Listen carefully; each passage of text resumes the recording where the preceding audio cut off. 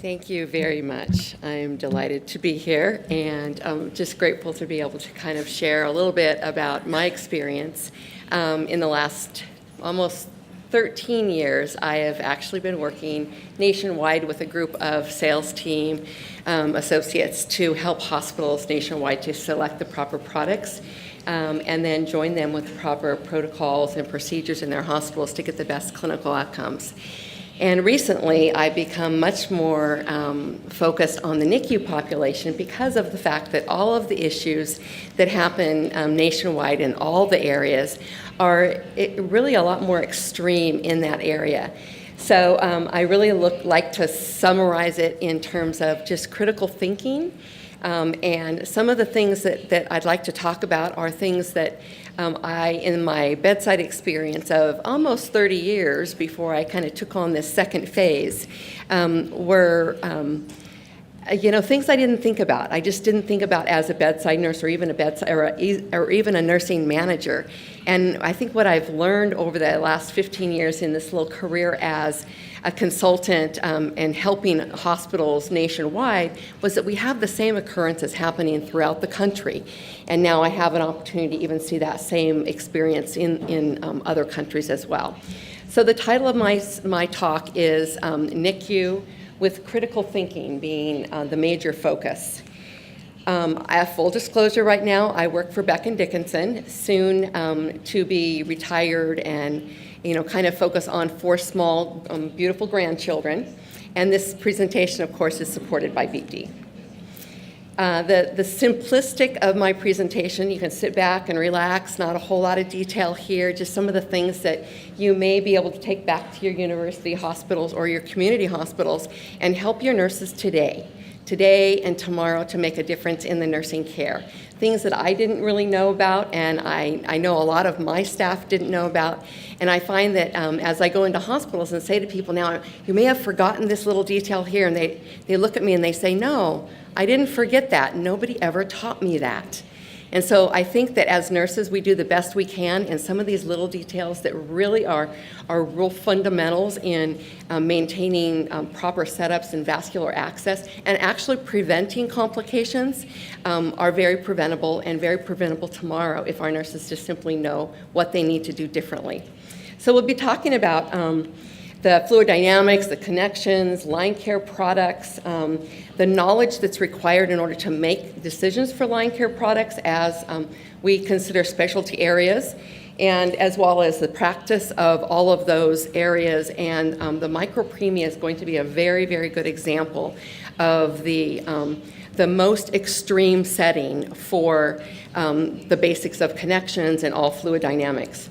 So for a minute, just think that maybe the baby here on this side is your newborn, or your newborn grandbaby would be in my case, or this, for example, would be your baby.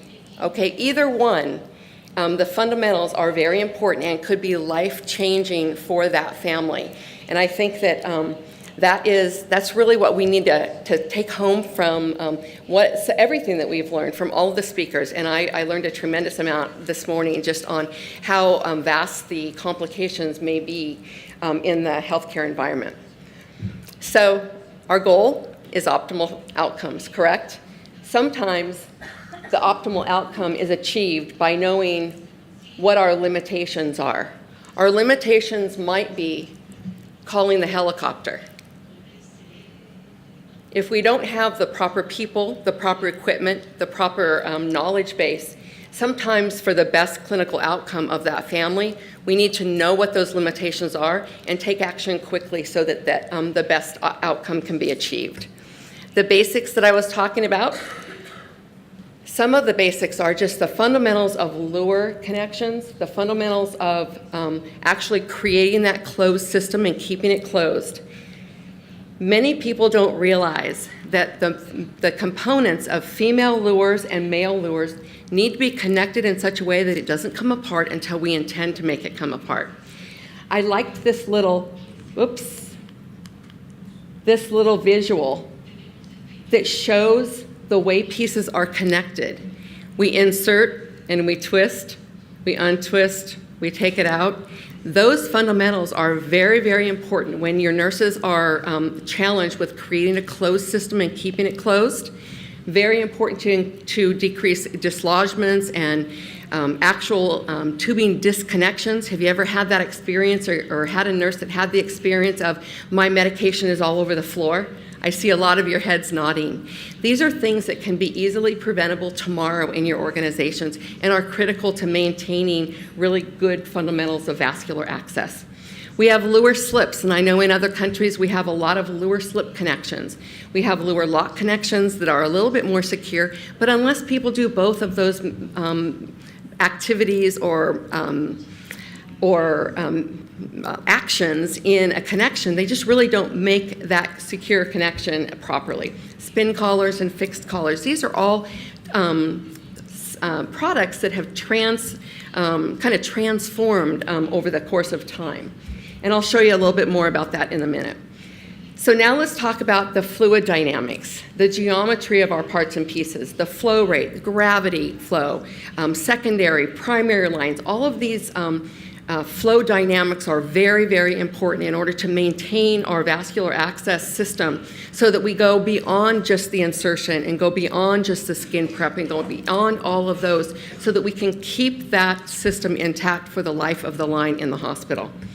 We're also going to talk a little bit about displacement. Those of you who are old enough to remember needles, or you may be using some needles in your facilities today, the needle is much different than a cannula. It was much different than a Luer. And the connection of those two pieces needs to be understood, and it's critical that it be understood in the NICU environment because of the fragileness of those patients. Next thing let's talk about is microbiology. When we were in 7th grade, we were taught that there were certain things that are essential for bacterial growth. Temperature, moisture, lack of light, oxygen, all of those components, whether or not the solution is highly, sugar-based or whether it's normal saline, those are significant different risk factors when it comes to growth. And in the area of our connections, needleless connectors, and basic line tubing changes, it's very important to understand that the fluids that we have going through these lines is going to really dictate how we manage those lines, how we change them, how we flush them. So in the States about 20 years ago, maybe probably 25 years ago now, it was very, very early in my career. I was actually, in that population that we went from our taping the needles into the needle ports to first cannula access and then the needle-free access devices. And this industry was very important. It was very important to protect our healthcare providers. It was a very expensive industry. People's lives were being affected. Very, very important. And we made a lot of change. In the States, it's very rare that we see a needle anymore. The unfortunate thing about that is sometimes we had a population that was actually hurt by our lack of understanding in the needle-free designs. Some of those needle-free designs were actually growing bacteria. And when we did not understand the full scope of what happens in those needle-free connections and what happens over time, depending upon what we're running through those sets, depending upon whether or not we have stopcocks in use, things like that, our efforts to eliminate needle sticks for healthcare providers actually was affecting specifically our very small population, but actually generally our large population as well. So what we need to remember is that there was a tremendous evolution all the way from needles to Luer connectors, from needle-free connectors that had a fluid-filled design to needle-free connectors that were very complicated and had a lot of potential risk factors if they were used long-term in non-ideal settings. So what I call a double-edged sword is kind of what happened in the NICU environment with respect to needle-free connectors. That needle, once again, was not the same as a cannula. It wasn't the same as a Luer. It actually created much less impact to line changes than our current wide scope of now, probably 20-some odd needless connectors that are available today. And in the NICU population, it made a big difference. So if we look at some of the needle-free connectors, actually BD has a wide variety of connectors. And it's very important that we know what those features and benefits are. If we look at the original needle-free needle connector or a cannula-activated connector, you can see that it was optional, right? You could either use a needle or you could use a cannula. The difference is the surface was actually slit by a little laser cut that closed completely when it wasn't activated and actually opened wide enough so that a lure or that a cannula could be inserted instead of a needle, thus making us a needle-less technology because we were using less needles than we did before. And then came our needle-free technology. That's where we have to be careful because some of the products that are on the market actually grow bacteria inside the housing if they're left in place over a long period of time. The only way to prevent that was to change those more frequently. And what that really led to is nurses opening lines more often than they needed to. Then we had the confusion of actual industry standards. Are they compatible? Industry standards don't typically specify different products. They will commonly say multiple times throughout the literature that you need to check with your manufacturer for directions for use. How frustrating is that? You go to your manufacturer and oftentimes your manufacturer would say, well, follow your hospital protocol, right? Well, then you look at your hospital protocol and it's based on a needle or it's based on technology that you used 10 years ago. So we have this little bit of a disconnect in the industry standards because they actually don't specify. So it becomes much more challenging for hospitals today to really determine what the best protocols for practice should be with different technology. Then we have other industry guidelines. For example, in the NICU environment, we have the Neonatal Association, which is referred to as NAN, and it has some conflicting information from what INS says. With respect to tubing changes in our adult population guidelines, we change all of our tubing that has high-risk infusants like TPN and lipids every 24 hours, including the filter. Does everybody agree with that? Most commonly, that would be your protocol. And the reason for that is you want to eliminate the increased risk of bacteria growing in that tubing and specifically growing in that filter, because that filter is going to stop filtering when it gets full. So we need to change that. Well, the NAN organization says you just change the solution, but you don't change the tubing. Was that a mistake? Did a human error occur in those guidelines that actually created a mistake that led us to misunderstand and leave tubing on in that NICU environment for 96 hours when it really needed to be changed in 24? And what contribution does that little mistake have in CLABSI rates in the NICU? Think about it. We have to look at these guidelines very carefully and factor in all of the common sense that we know to be the truth in all areas. It kind of just brings me to, looking at the evidence that's currently available. And I just got so much out of Emily's presentation on, what really takes place when we do evidence studies and looking at what's available and determining still what we need to know. What I look at in my area are components and pieces that can attract or can improve or can detract from care. You'll see in the literature now a lot of information about alcohol-impregnated caps. You'll see stopcocks. Both of these components, as we kind of call them, have a contribution one way or the other. If we have TPN and lipids that's going through a stopcock, it doesn't really need to be there. It's just sitting there. It's actually another way that bacteria can grow. Do we have a needleless connector that actually has a surface that can't be disinfected? Do we need to apply an alcohol-impregnated cap to make up for that kind of anomaly in that connector? Or do we have one that has a solid surface that is fluid-filled that doesn't actually grow bacteria in that design that can actually allow us and help us to keep that line closed longer? So when we look at literature, we need to really understand that when this literature is sponsored and when it's written, People are doing the best they can with what they know, and as we talk about change, nobody likes change. And everybody thinks that we are doing the best we can with what we have today, and I truly believe that we are.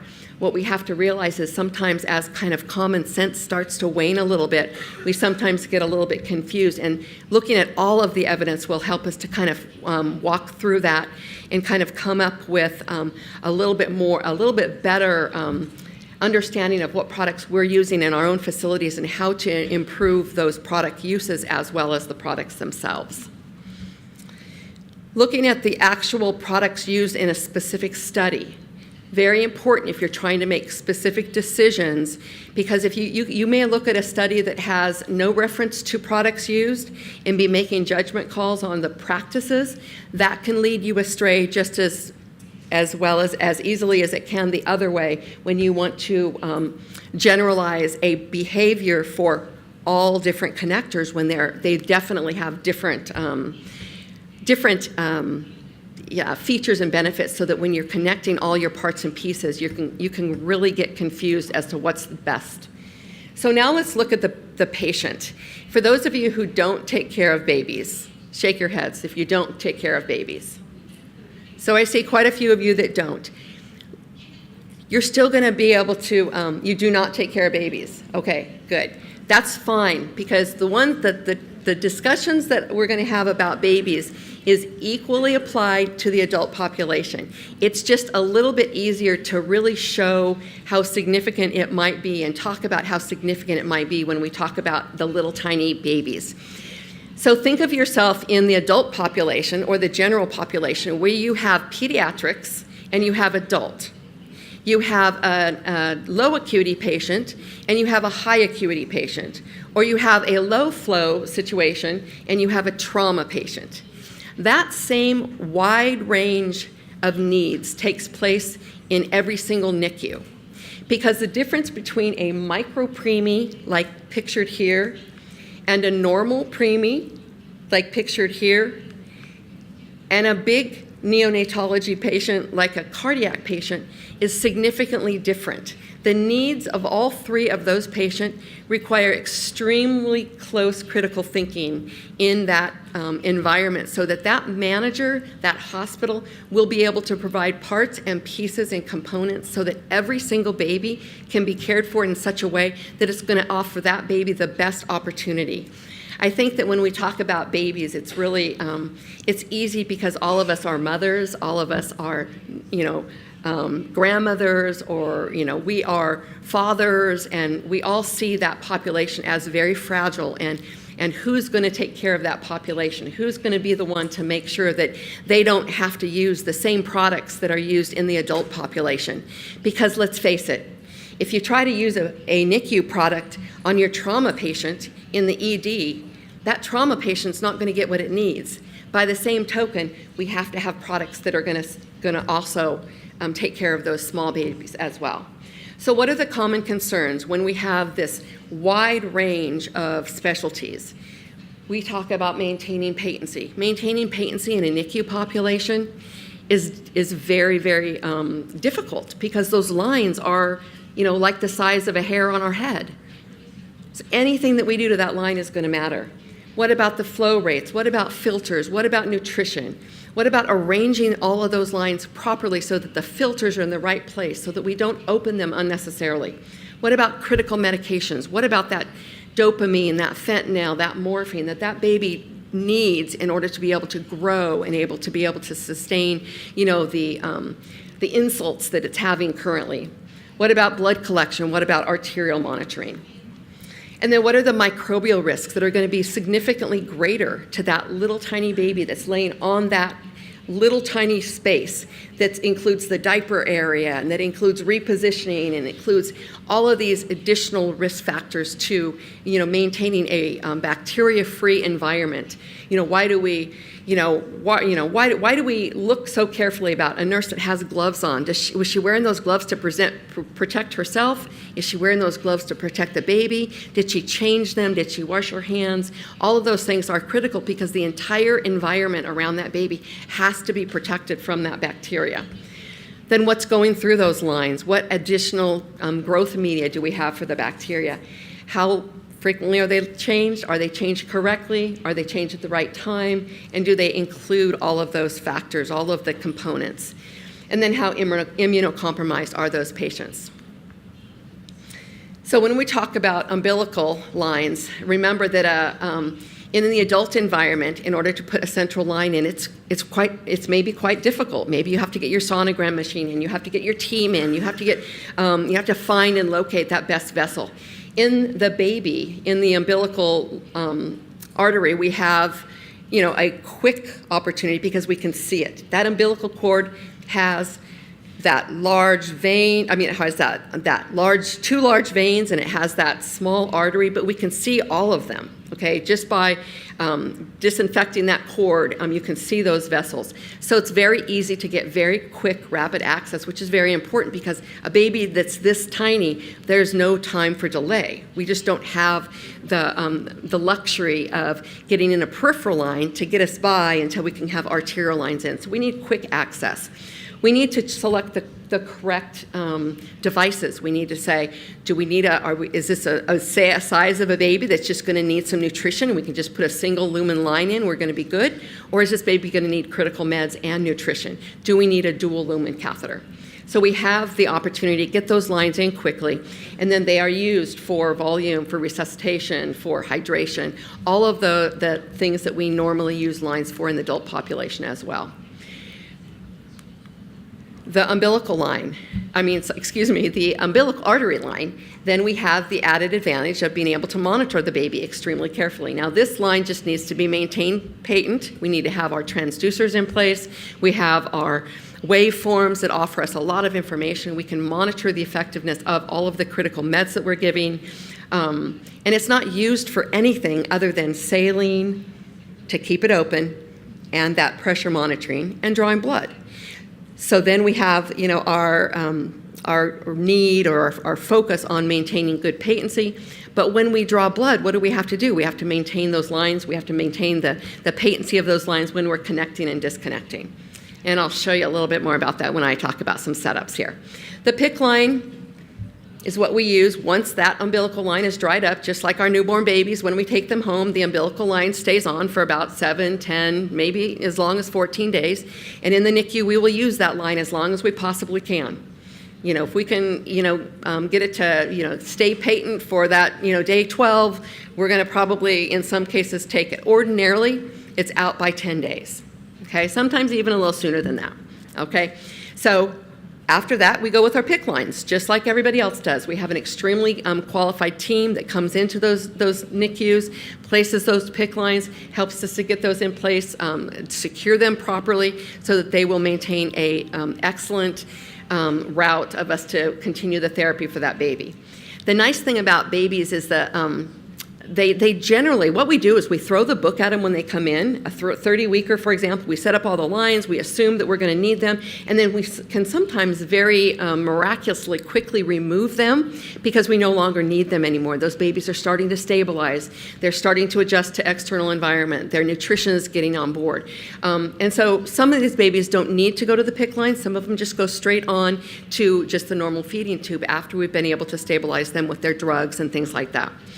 But some of them need that long-term therapy of the TPN, the nutrition lines, these lines that are very high risk to infections.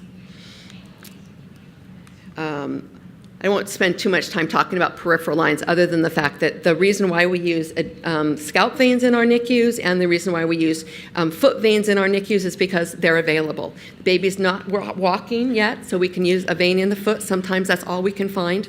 Other than that, nutrition, medication, and hydration are the uses. So let's now focus on what our normal fluids are and how we filter them in our medications. TPN, lipids or hyperalimentation are D10 is definitely more high-risk dextrose fluid in the NICU, and our normal saline for our arterial lines. Before we go on, I'll talk a little bit about the filter. For those of you who don't really know how a filter functions, and I didn't, I'd never really thought about it. But the nurses need to realize that there is an air vent going in and going out. And there's a paper on the inside. That paper has a micron filter size. So it's a pore size of that paper. It's actually larger to allow fats or smaller to eliminate air. In the States, TPN is filtered with a 0.2 micron filter, and TPN with lipids has to be filtered with a 1.2 micron filter because the fat molecules in the lipid are too large to go through the 0.2 micron filter. Okay?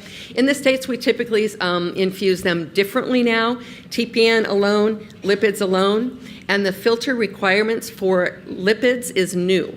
2 years ago, up till 2 years ago, it was if you filter lipids, use a 1.2 micron. If you don't filter your lipids, you're fine.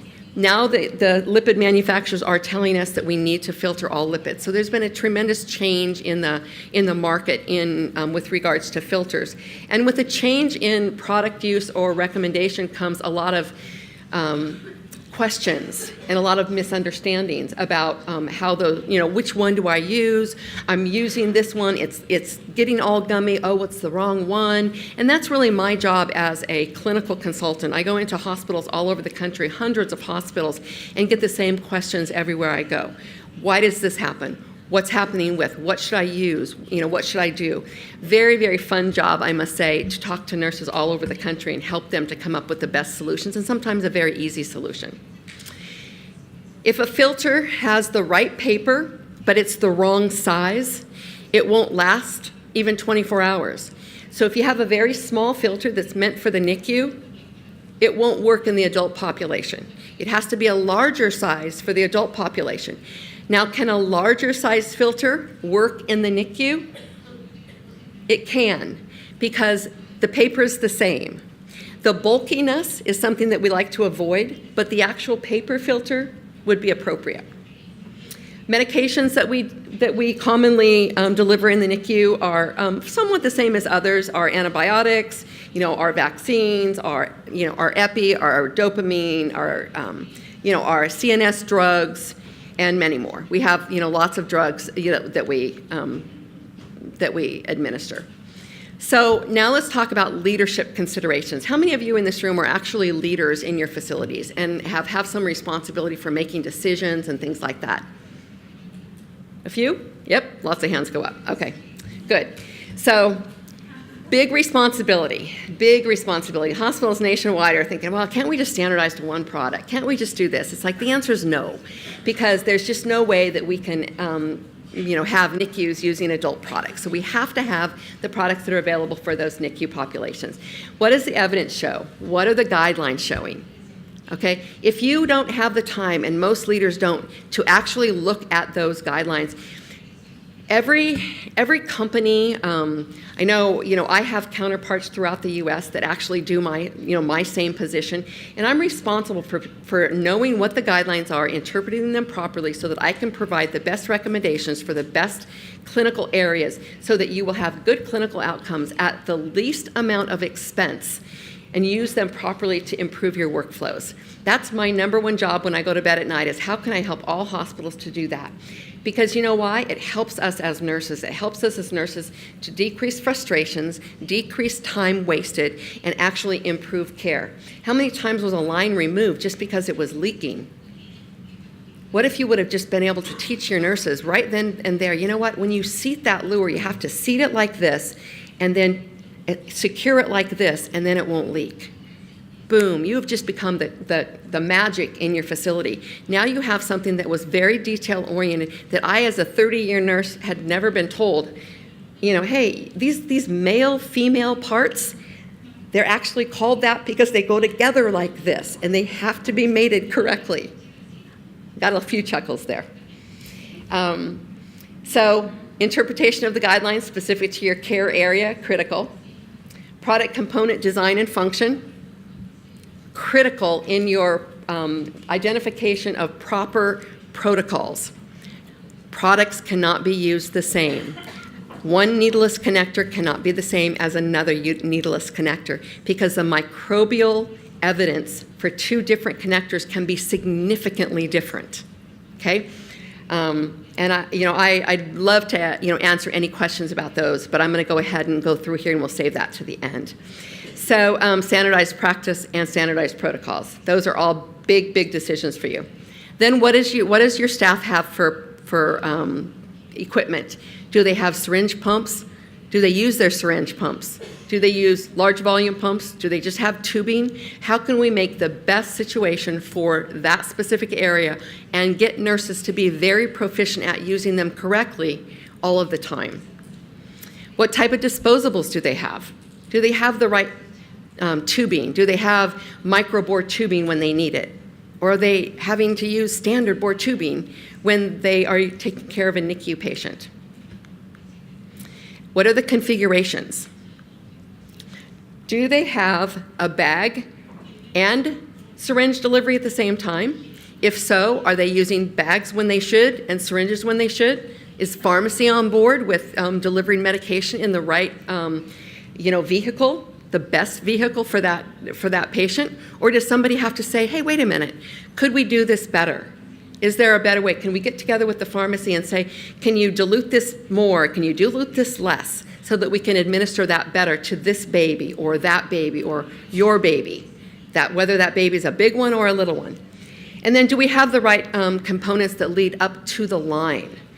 Do we have a trifuse when we need a trifuse? Do we understand how those are going to be used and the importance of using them correctly? Where are those filters? Are those filters on your syringe long line, or are they down there right by the baby? Are they allowing you to do one tubing change, or are they creating a situation where you have to do 2 tubing changes for a NICU patient? How is your arterial line set up? Do you have the proper use of stopcocks?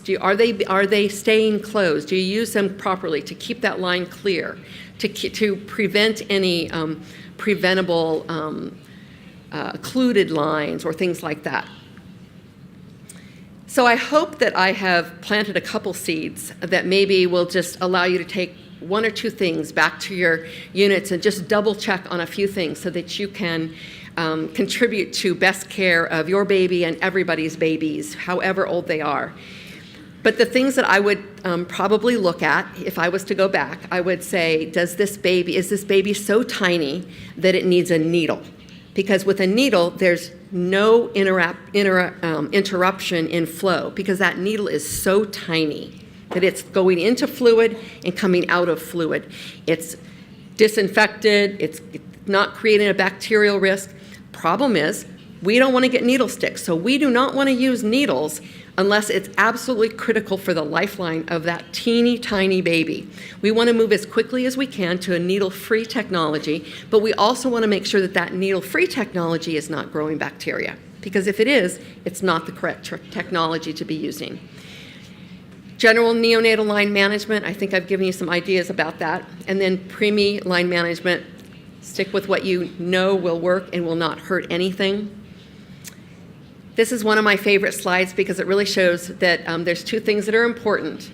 There's the size of the nail, or the size of the needle or cannula or lure, and then there's the size of the needleless connector. These are pieces that come together, and it's very important that we choose the right one for the right purpose.